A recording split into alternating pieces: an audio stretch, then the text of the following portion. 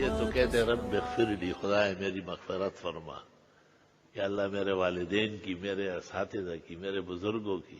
ربنا اغفر لنا ولاخواننا الذین سبقونا بالایمان، یا اللہ ہمیں بھی معاف فرما اور جو ہمارے بھائی عزیز قریب مسلمان ہم سے پہلے ایمان پر گزرے ہیں ان کی بھی مغفرت فرما.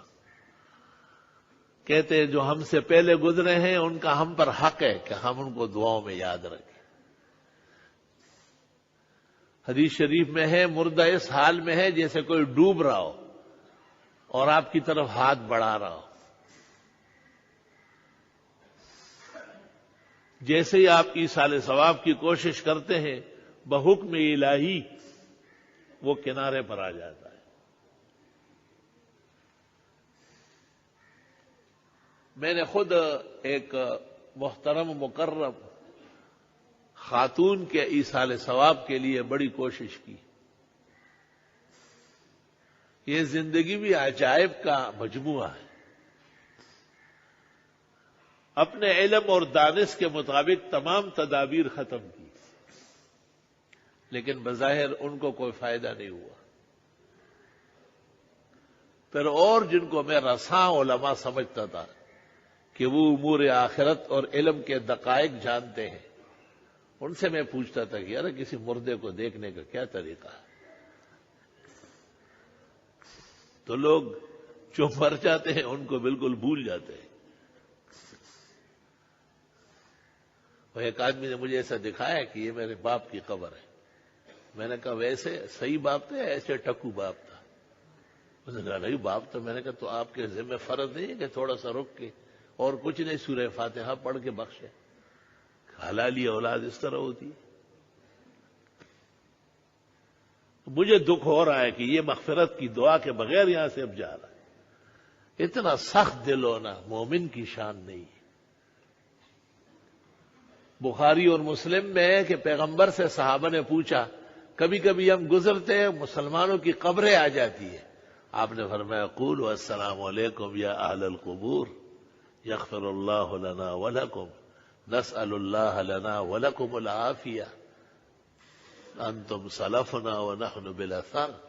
سلام کر لو، دعائیں مغفرت کر لو، عافیت مانگو اپنے لیے بھی ان کے لیے بھی، اور ان کو تسلی دو کہ آپ گئے ہیں اور اب پیچھے آ رہا ہے. ہمیشہ رہنے والی بس ایک اللہ کی ذات ہے.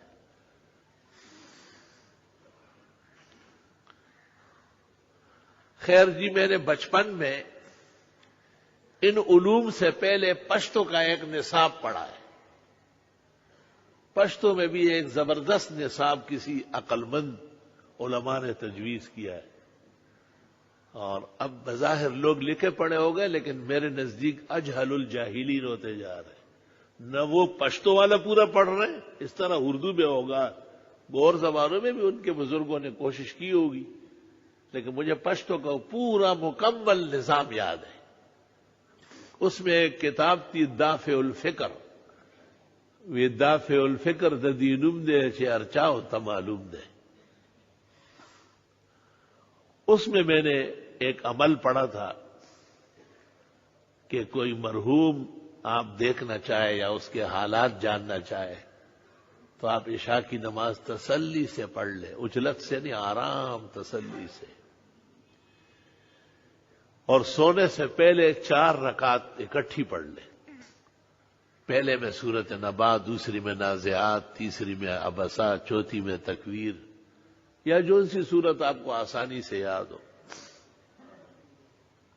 اور اس کو بخشے اور یہ دعا کر لے کہ یا اللہ اس کو آرام ملے، راحت ملے.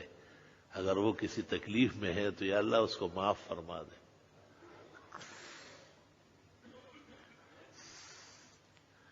میں نے اس پر عمل شروع کر لی. میرے خیال سے 2 ہفتے یا 3 ہفتے گزرے ہوں گے کہ اس مرحومہ کو میں نے خواب میں دیکھا، اور وہ بالکل ایسی لرز رہی ہے جیسے سخت ٹھنڈ کے موسم میں کوئی پانی سے نکلا ہو. اور بتایا کہ میں آخرت کے سمندر میں ڈوب گئی تھی. کشتی خداوند تعالیٰ کی طرف سے ملائک چلا رہے تھے اور ہر جگہ پورا باہر کو ڈھونڈا۔ اب یہ آپ نے جو عشاء کے بعد نفل بخشنا شروع کیا ہے تو اس میں مل گئی ان کو۔ اب میں خواب میں ان کو دیکھ کے میں زار و قطار رو رہا ہوں بہت زیادہ کہ بھئی یہ تو بہت سردی۔ اس نے کہا نہیں، اب یہ سردی ختم ہو جائے گی، حکم ہوا ہے کہ دوبارہ اس کو نہ ڈبو۔